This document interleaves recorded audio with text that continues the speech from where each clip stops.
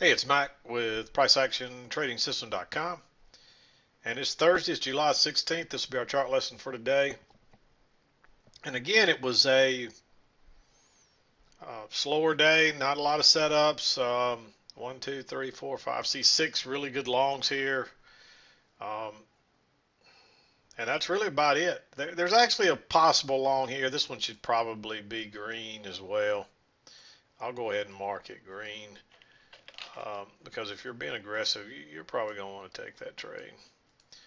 But it's not a great setup, but it's a double test of this area right in here. It's a double bottom, um, but we already had a break of this trend line and a new high. So, but there is a break of this short-term channel and then two legs down. So there's enough reason there to take it. In fact, that it's a double bottom. Um, I liked entering here a little better. But let's talk about the trades. Again, we spiked up in the overnight and we just kind of got stuck. It looked like it was going to be a channel, but it turns out it looks like it's going to be a trading range, and it really was kind of a range. But this channel, there's a trend line working right up through here, and this channel kind of took precedence. Um, Once we got out of here, I wouldn't recommend any shorts. I really only saw one short I liked. Yeah, this was I mean, you don't want to take that short because of all the bars stacked up there, and then you really want to wait on a second entry, even though there's one there. That's more of a congestion than I would say, but it does test that high twice and turn down. But here you got a little failed break higher, so an aggressive trader's probably going to take that thinking we're headed to the other side. And all it does is confirm this trend line, and then we move higher again. There just weren't a lot of trades today, so but let's talk about them real quick. Let me make this a little bit larger. You've seen the big picture now, so um, but the first trade I saw was here. The only reason I made this one green is because the entry is actually right above this signal bar here. It's a second entry. Notice the new high pullback, first entry pullback, second entry. The reason I made it green is because it's really close to this high here. So there's always a chance it breaks a little higher and then fails and turns down on you. But the reason I liked it is because there is a new low here, and notice this is a first entry pullback. That's a second entry. That's a failed second entry short. Guaranteed a lot of people got trapped short there. And also, this is a very strong trend working up through here, and they don't reverse quickly. Usually you'll get the break and a move to a new high, and it'll be a higher high, and then it sells off. And so this is real borderline being blue. Um, and if you recognize that it's a failed second entry short because this low is lower than this one, and this is a two-legged pullback, then I'm okay with you just going on with that trade because you know they trapped all the people that don't know any better, that are always searching, trying to pick highs and lows, and you can't do it. You're better off to stay with the trend. And so, anyway, I did mark it green, but it is borderline. It could easily be blue um, for if you understood all the things I just talked about. But then you're working down. You did get a break and a new high. It's not a very big high. This was a pretty strong move up. But lately we've seen this happen. You know, you get a big move up in the overnight, and then it either goes into a range or it starts to sell off. But the last 2 days we've kind of worked higher. So we're moving down. You get a break of the trend line, a move to a new low, and then you get another little leg down, and then it bounces. And that's a nice double bottom across there. It's a test of those two areas again. Um, it's not a perfect signal bar. This one I would call a perfect signal bar if it wasn't an inside bar to this one. So this is a little aggressive, but it's one that fits our rules to a degree. So there's nothing wrong with going long there if you want to take that trade. Um, I think you're better off to wait till here where you get a little pull back to the EMA, you shoot through, and notice how we shot through the EMA. We pulled back, tested it once, pulled back, tested it again, and then turned up. You're probably going to test this high again. I was really surprised that we didn't get that high again. We got real close, but it was an easy scalp. And then we start working down again. There was a failed second entry long there, but if you're seeing this little channel, you got to go short right at the low of it. So I didn't like that. you could, if you took it, it would have worked. It pulled back and then it went lower again. And notice there's some matching lows and things. This is like a little breakout pullback short. But by the time you get a good signal bar, you're way down here and you're right into that support. So I don't think you want to go short there. So I didn't mark any shorts coming down. Although if you took that one, that's a big maybe. I might as well circle it green because it is a big maybe. It's tempting to take that trade. I wanted to take it, but I just held on thinking that, hey, we're too close to the low. We'll probably get a bounce here and then a chance. And notice we closed outside, I moved to a new low, and then you get a nice bullish bar. Again, it's an inside bar, so you might use a limit order, but I just put a stop there most likely and thinking that we're going back to the other side. We did make a lower high. This is what was a little deceiving about today. Generally, every time you go up, you make a little lower high.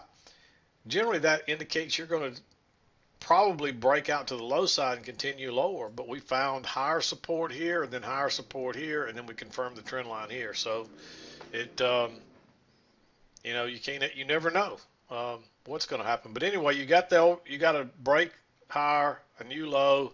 You moved higher, then you pull back. You get a first entry. You pull back. You get a second entry, and this is a higher low.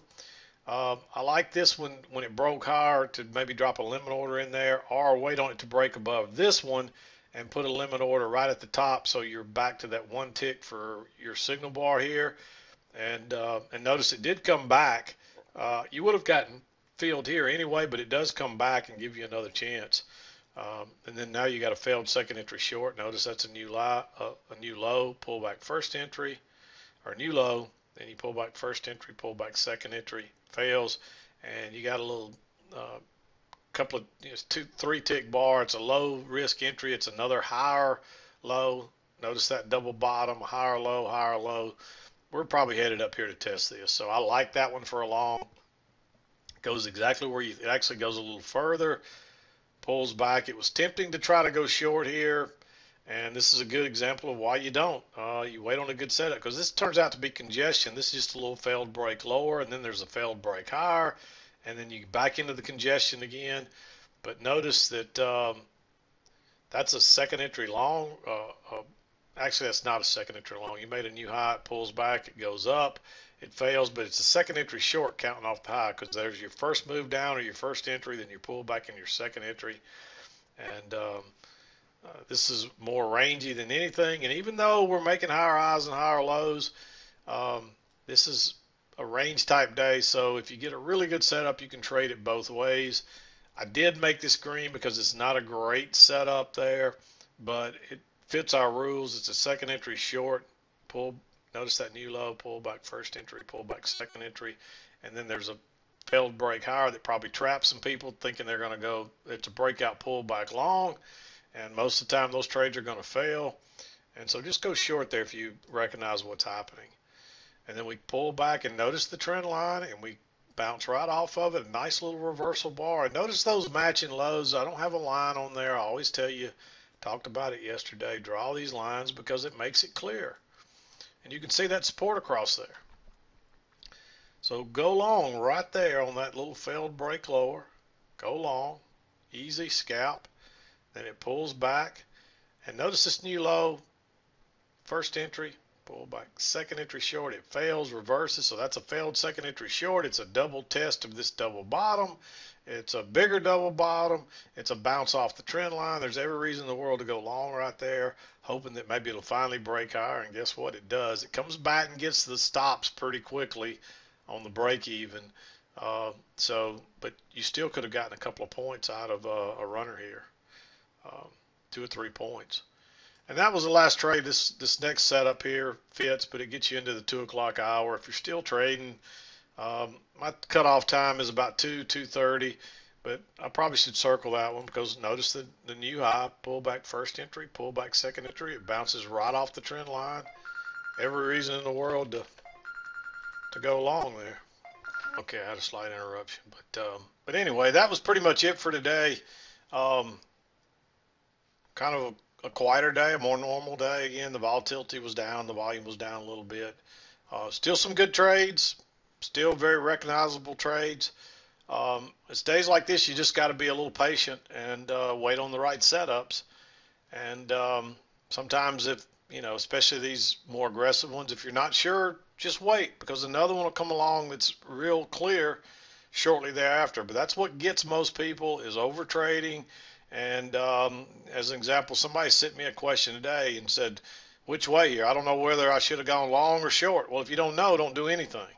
The worst thing you can do is guess because then you're gambling, and gamblers don't survive as day traders. We don't gamble. We only take trades that follow the rules that are high probability winning trades. And if you know the rules here, you know this is congestion, and you know this is a little failed break lower and a bounce off the trend line and a reversal bar. That's where you want to get in. And even then, you might have skipped this trade because um, notice what happens. It fails out the top side twice, and then it comes back down to the bottom again before it finally goes higher. And it tests that trend line yet again. So you might have even skipped that trade, especially if you didn't recognize what's happening there. If you know what's happening and you recognize that that's a little congestion, and this is a failed break lower, then you may want to take that trade. And you had to be really quick because look, it gapped across there, and you had to probably had to wait and drop a limit order and hope it pulled back and filled you. So just be patient. If you're not sure, don't do anything. The worst thing to do is guess because then you're gambling. And remember what I just said about gamblers. Gamblers don't make money in this market. It's the smart traders that are patient and they wait for the setups. They hide in the bushes and they wait. And when the opportunity comes, they pounce and you're like a predator. And if you're like a little cub that runs around chasing everything, every trade that comes along, then you're going to be a loser. So be the predator. Be the predator. Okay, I'm going to wrap it up. This is Mack with PriceActionTradingSystem.com, and we'll see you next time.